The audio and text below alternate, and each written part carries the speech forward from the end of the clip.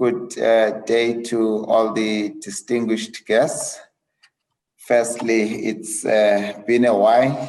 It is unprecedented times, but I do think that the whole maritime sector has yet again shown how resilient as a community we can be.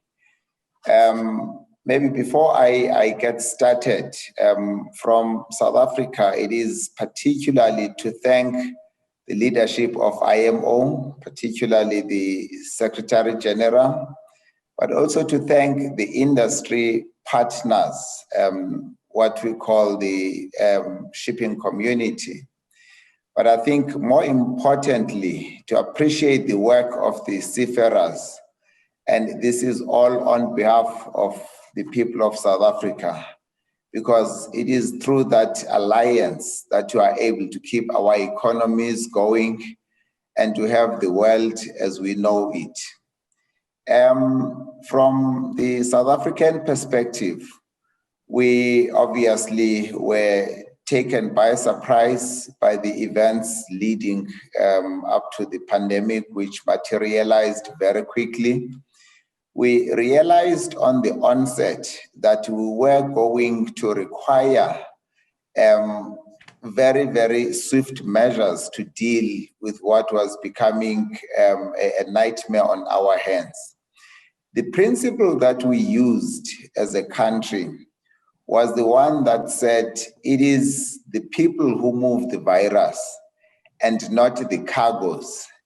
And that principle on the onset allowed us to devise measures that were good for the economy as best we could, whilst managing the risk of transmission of the virus.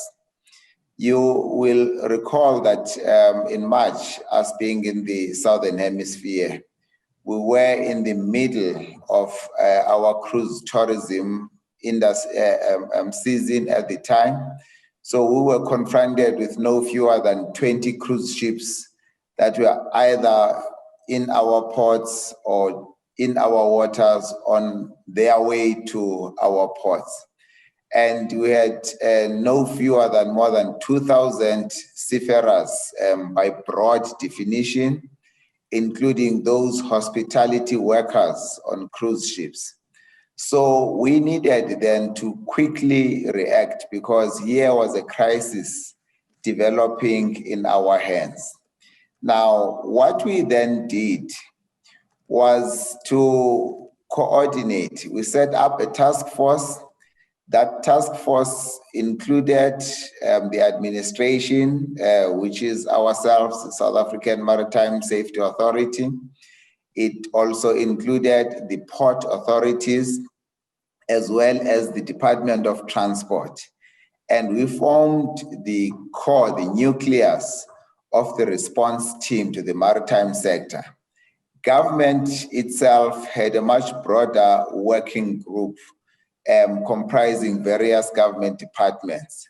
So we fished out of that broader group those other entities that we wanted to talk to, particularly the immigration people, Department of Home Affairs, Department of Health. So that slightly broadened grouping then dealt with issues immigration, whilst the nucleus dealt with specific port and maritime matters, which then we used as an input into the broader group.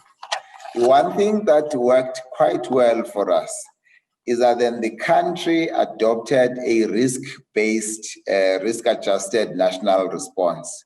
So when we were on full lockdown, we still kept the ports going and decided to keep the activity at no more than 50%, just to manage the whole issue of people visiting the ports, the need for people to be out there for purposes of work.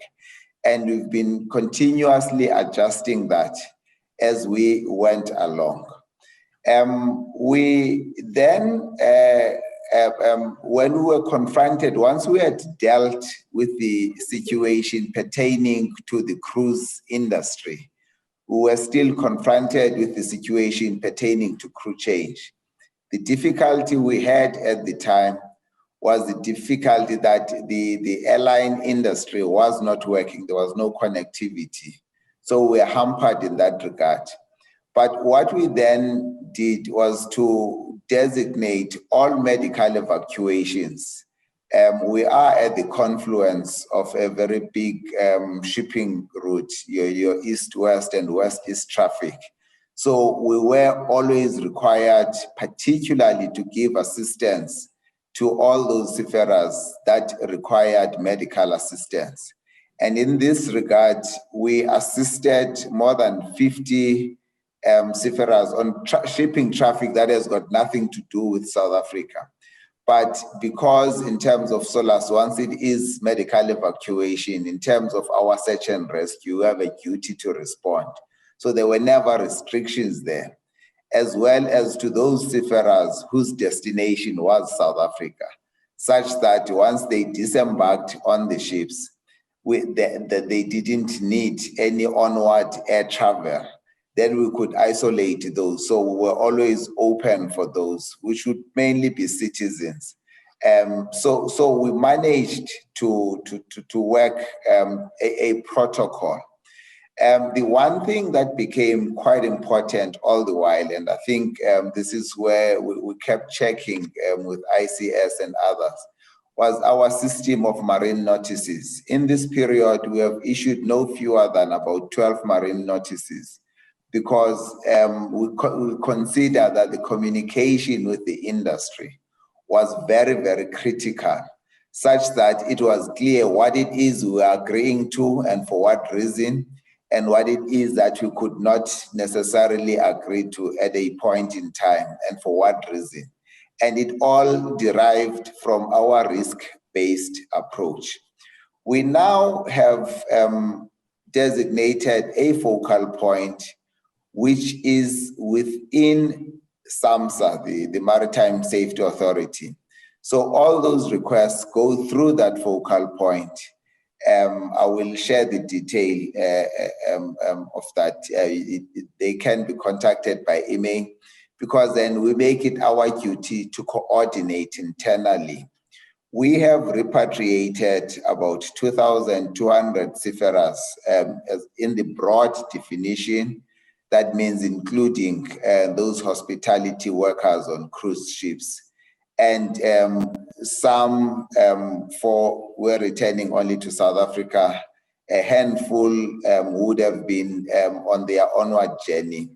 What did assist us, again, in the cruise tourism side of things, is that then the cruise ship operators started consolidating because there was no airline travel. So they started consolidating all the people who were traveling in the same direction.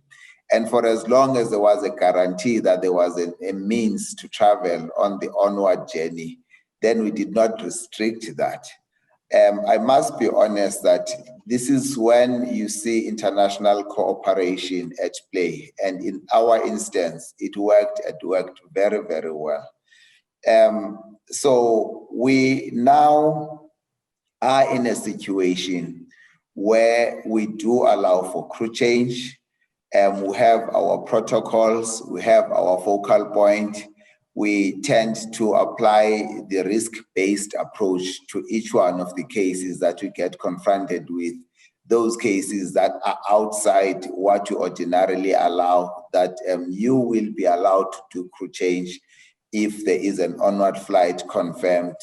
And once more, from our point of view, we do know that it is still a very long way until we are clear of this pandemic. It is with us to stay.